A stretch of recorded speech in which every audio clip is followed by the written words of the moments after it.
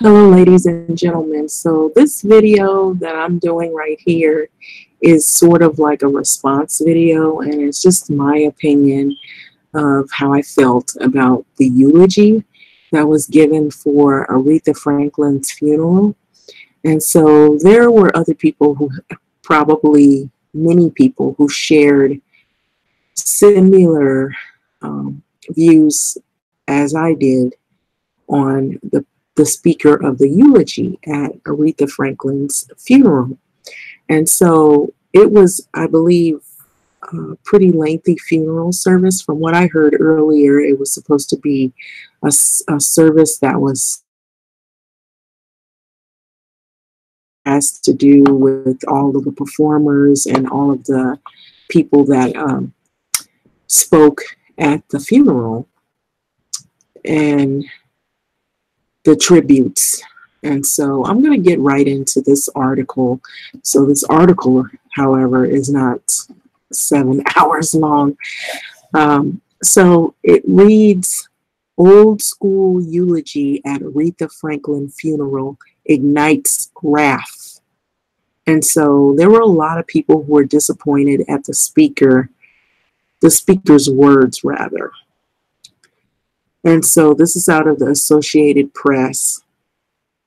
And so I just want to, let you know that the funeral service was pretty lengthy. It was really, from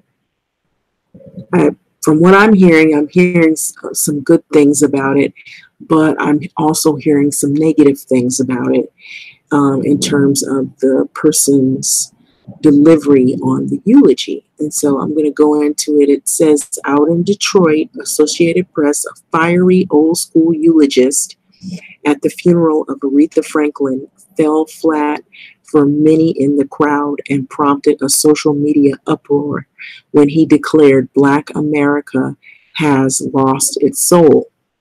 So Black women are incapable of raising sons alone, and the Black Lives Matter movement is unfounded in the face of Black on Black crime. So that didn't really go over too well with a lot of Black people in Detroit and out of Detroit as well. People all over whom have experienced a lot of the things that have been happening thus far here in America, Black people going about their everyday lives and having the police called on them by white residents. There have been multiple shootings of Black males and some Black females by the hands of police officers with hidden agendas, which some of those agendas have been exposed. And they've been all too familiar with the Black community. And it all boils down to a lot of racism. Then there's also been a lot of warring back and forth, warring of words on social media. And then there's been gender warring. There's been a lot of fighting and feuding back and forth over issues on where people come from and race. Some people want to fight, verbally. They want to vote. They want to get involved in politics. They want to do something to make change. Then there's others who are disgusted by it and they give up. Then there's some people who just totally backpedal and deny that a lot of these things are happening. And so this would be the case with this eulogy. And so this was also stated is why a lot of people have left the church. So it goes on to read from this article. It says, and that was just 26 minutes into nearly 50 minutes of words provided by the Reverend Jasper Williams, Jr. of Salem Baptist Church in Atlanta as Franklin's marathon funeral wound down Friday. So Williams, who also eulogized for Franklin's father, he was a minister and civil rights activist, C.L. Franklin, 34 years ago, was excoriated on Twitter and elsewhere for his misogyny, bigotry, and the perpetuation of false science on race. So he also blamed integration and the civil rights movement for ripping the heart out of the Black microeconomies. And that would be that once relied on Black-owned small business, such as grocery stores, hotels, and banks. And so it goes on to say that as he winded down his way through and the need for more African Americans to return to church and more men to return to their families, as if that's easy with mass incarceration and a lot of profiling as to why some of these Black men have been taken out of the home. Also, lack of job opportunities and money that isn't funded to the Black communities. Basically, these communities are left on their own to fend for themselves. So that's why a lot of people end up in lives of crime, which is not something that they chose to do. They feel as though they're forced to do it to feed their families. So that gives them more of greater risk at getting profiled by police based on criminal activity.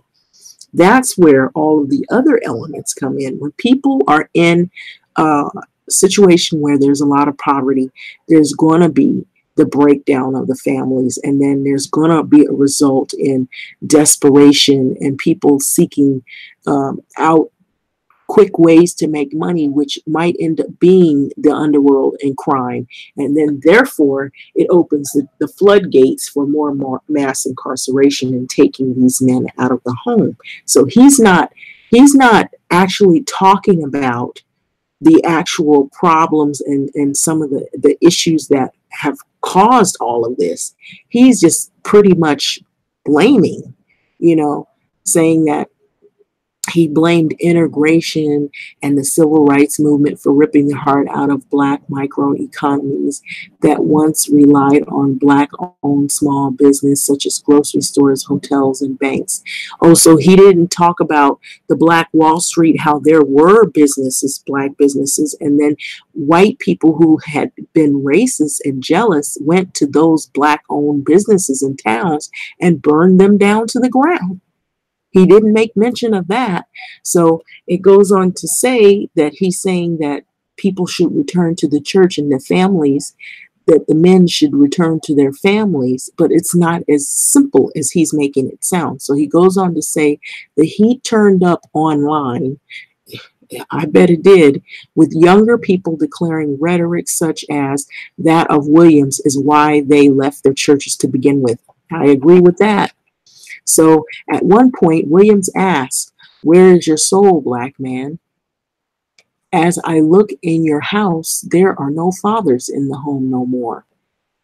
So as for women, he preached, as proud, beautiful, and fine as our Black women are, one thing a Black woman cannot do is a Black woman cannot raise a Black boy to be a man. And so we have certain men who are basketball players who open up a school who he came from a single parent home and his mother raised him. Shaquille O'Neal came from a single parent home and his mother raised him.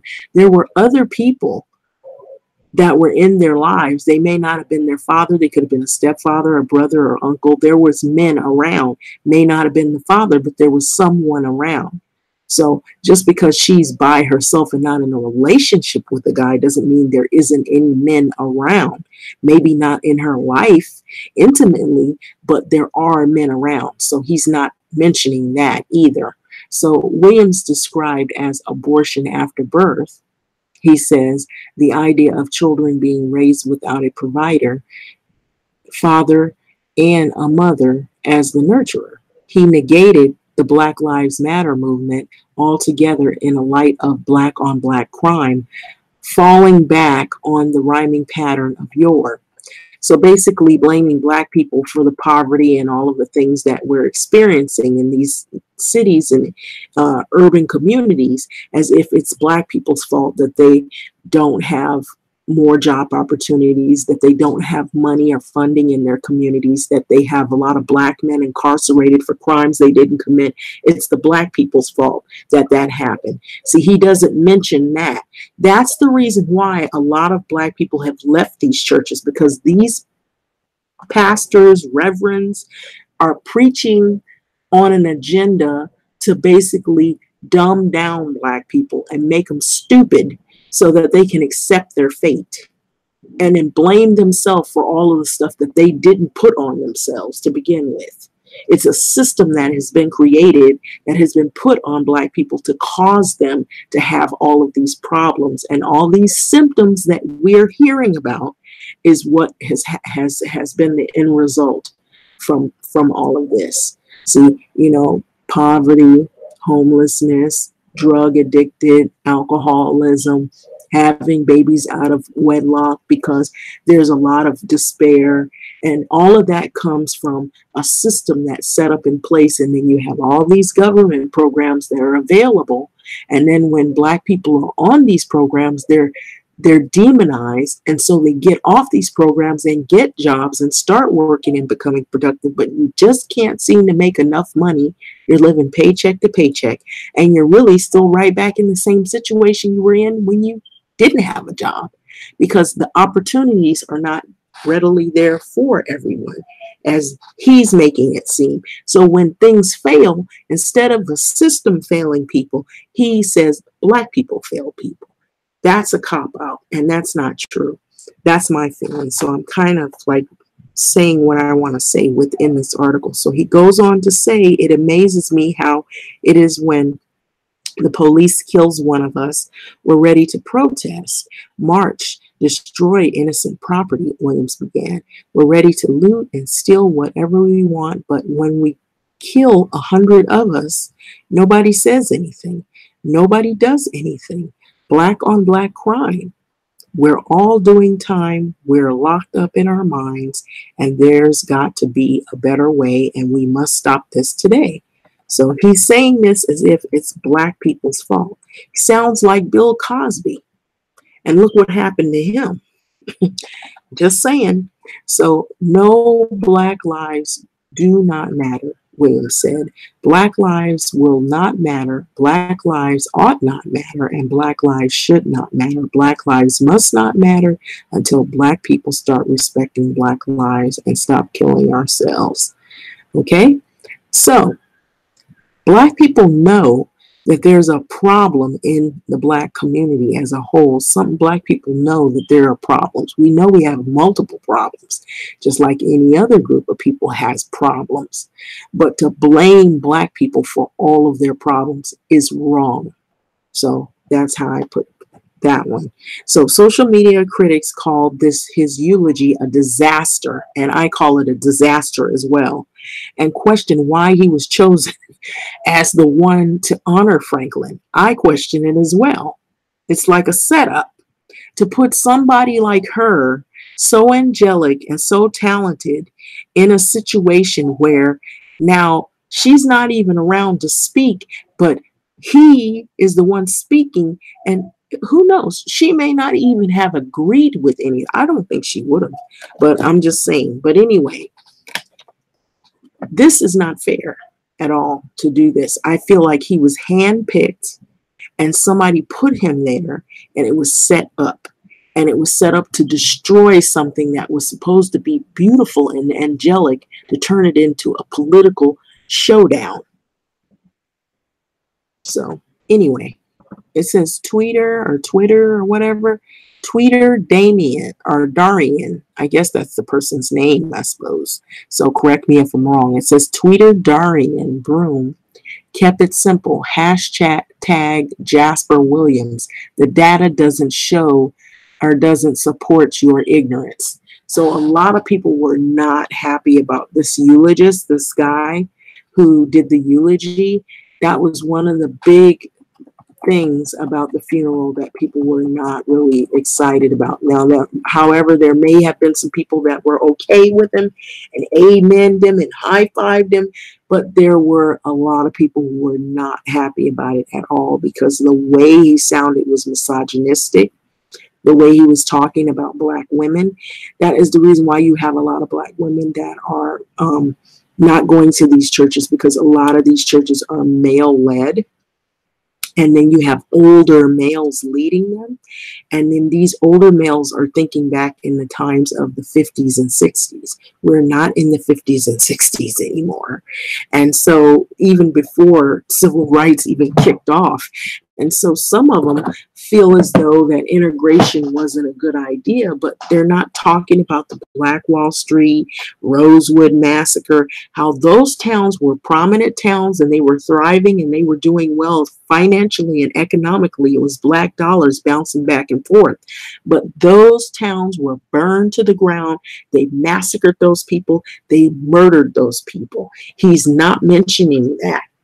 There have been many talks, many forums on people who have tried to get together, have think tanks to try to see if they can recreate Black businesses and Black wealth. And it has always been someone or something there that has been a barrier at that actually taking off. A lot of what happens now is you have to go through people who aren't Black just to get your feet off the ground. And that is how America is set up. And that is what people have tried to see if they could branch off and do something independent.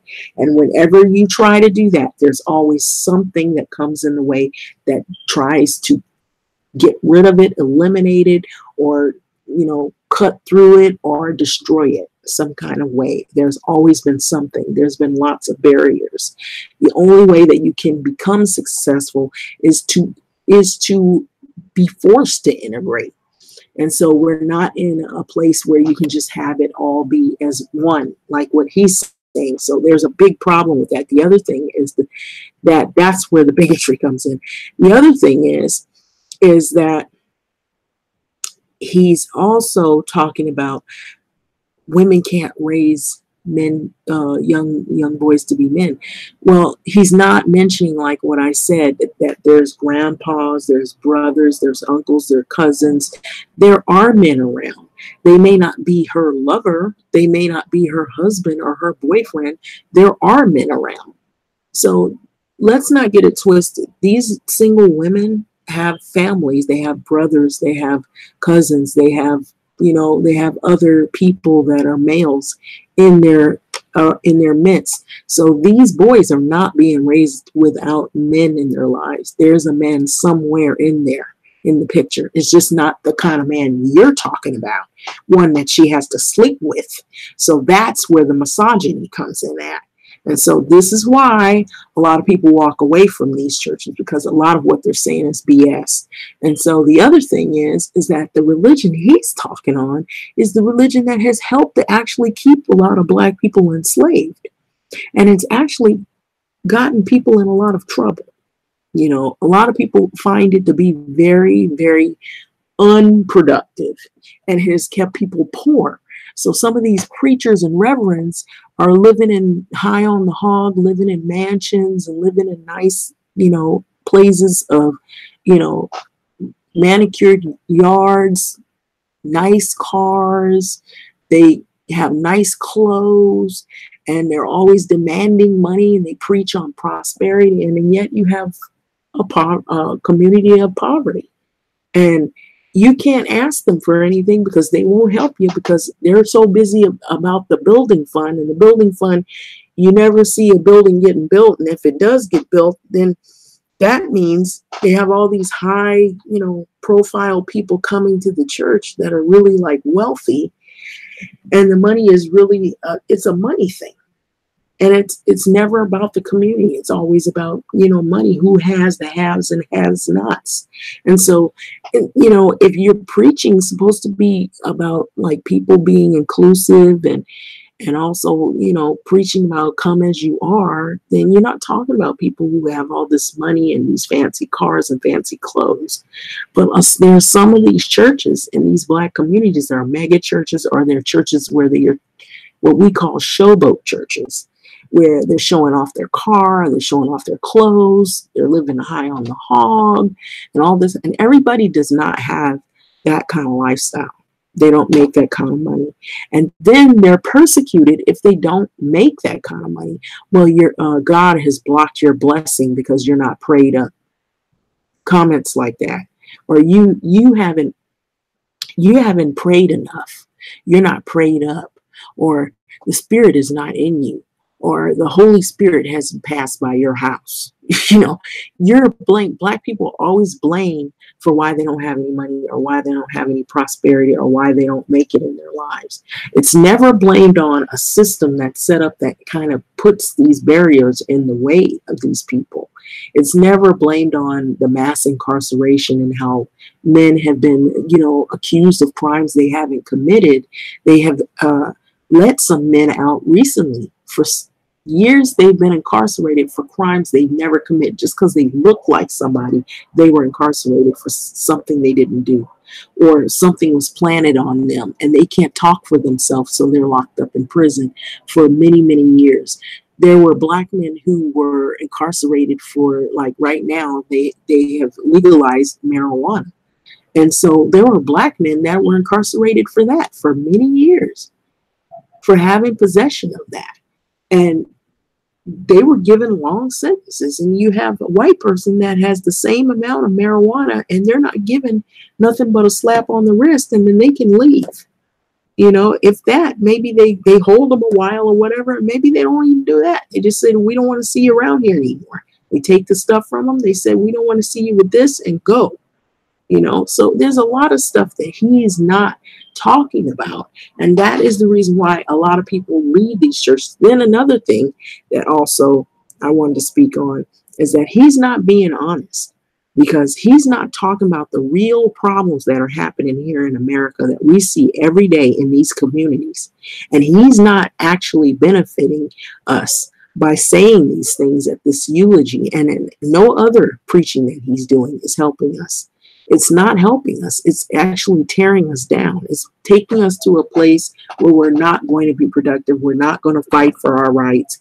We're not going to stand up for ourselves. Some people just fold under pressure and they give up. There's some people that feel like, well, you know, this fighting back and forth, it's not going to solve anything. Well, guess what? Sitting down and letting people walk all over you isn't going to solve anything either, because it's just going to get worse. And then your rights are going to finally be none. You'll have none because you don't fight for anything. And so that's what you got to keep doing. If that's what you got to keep doing, I'd rather fight all my life for my rights until I get what I want, or until they treat me the way I want to be treated, or I demand the respect. Like she said, respect, you have to demand respect. And so I demand respect. I'm not going to just let people walk all over me and then accept it, the okie doke. You know, I just heard something on TV. There was this little program where these people, they look at, you know, they do scenarios and they look at, you know, I don't know what channel. I think it was 7 or whatever. I turned it off. But it was where they pose a scenario and they're fake actors. They're or fake people that are pretending to be, you know, real people. They're real people, but they're pretending that there's an issue going on with race. And this is what the segment was. And so this lady, she goes into the store with a coupon. And she's kind of mimicking what happened with that scene with Coupon Carl, if anybody remembers that. And so she goes into the store with this coupon, and then the guy, he reenacts the scene.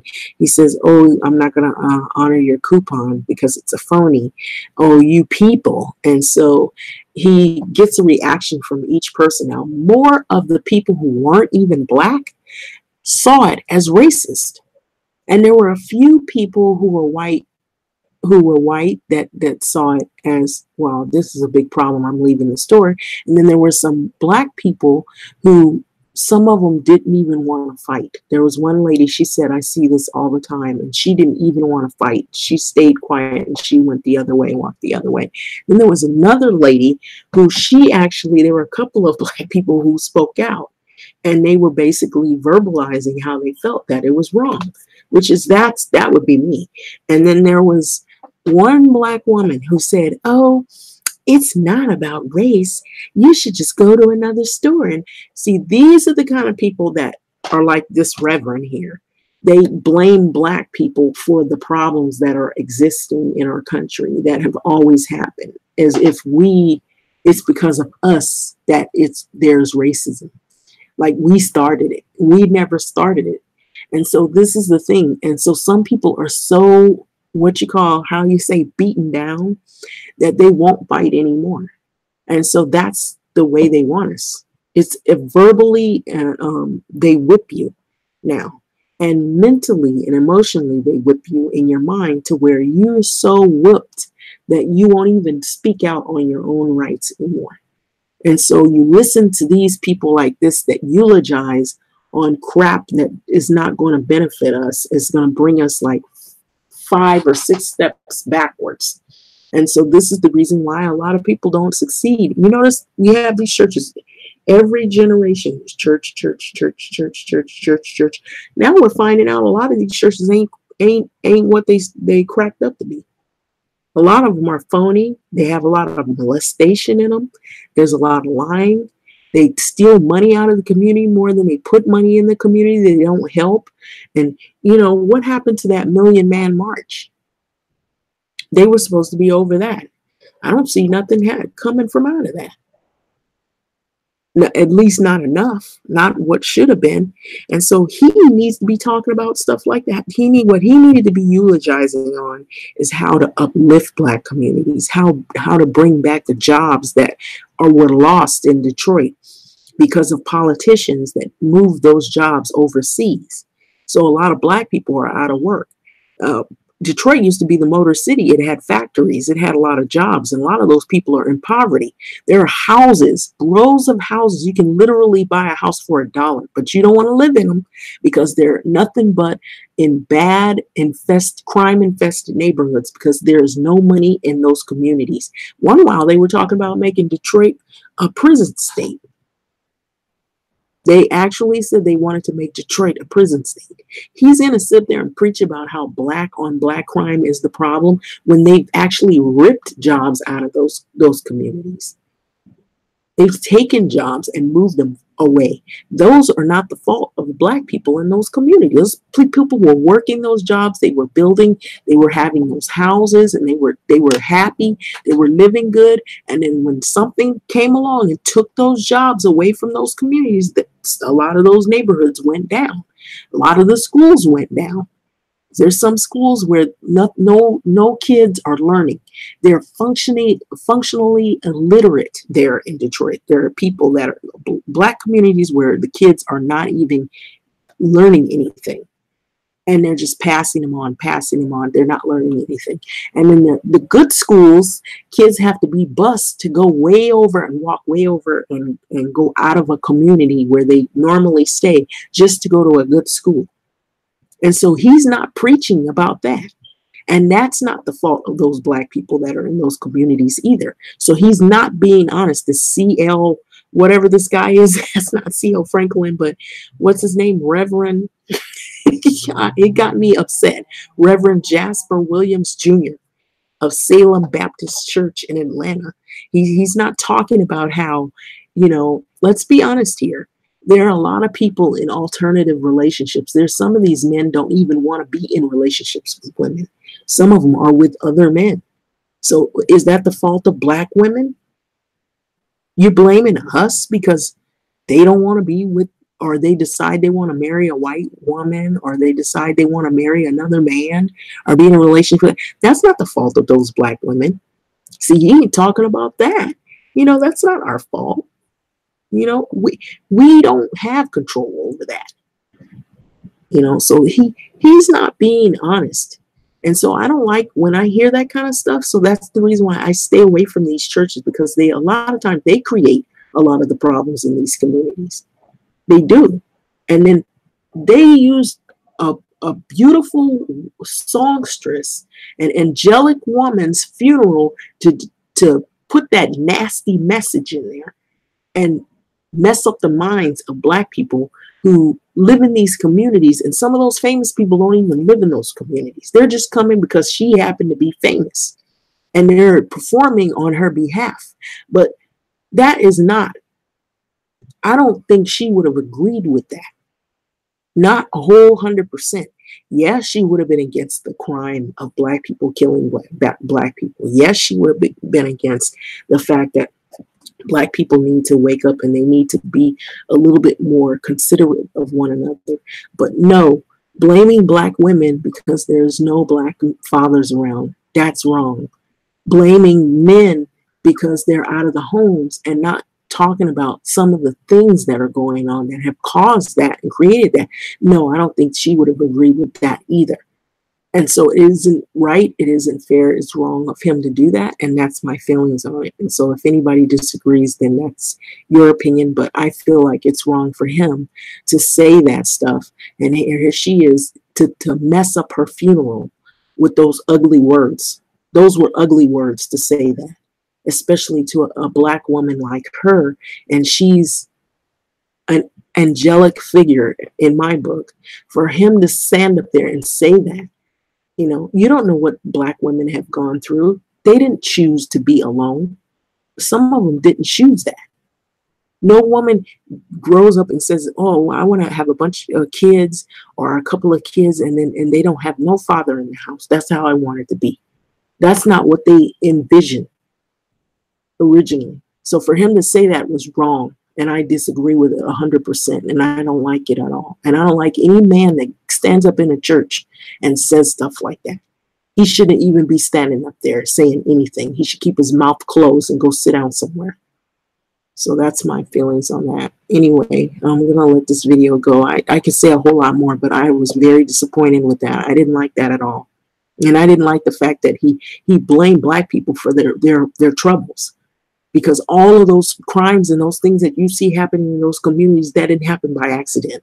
They didn't just want to be like, oh, we're going to be criminals. We're going to have poverty. We're going to go out and hurt each other and kill each other and despair. And we don't have no place to go. And so we're going to be desperate. We're going to seek a life of crime and kill our own people. That no black person wakes up one day and says, this is what I'm going to do. They were put in those positions like that. And so for him to say that was sick. And anybody out there, you think this is cool, that you're sick too. Now, I'm gonna end this video like that because I think it was wrong of him to do that. You don't blame black people for the stuff that's gone on all through the history, all throughout the country, all this stuff. Like we are blind, like we can't see what has happened to us. And then you want to sit up and blame us for it? And any jobs that are out there that you want to sit up there and act like, oh, it's your fault that you didn't get hired and didn't get promoted. When we know somebody's messing with the applications, they see your name because it sounds black and they throw it out. Like we don't know that's happening. Get out of here. But anyway, that's the end of this video. I just don't even want to go any further because I was very enraged by that. That's my reaction to that. It was really sad and distasteful, and I don't know who picked him, but they messed that whole thing up by picking him. Thanks for listening.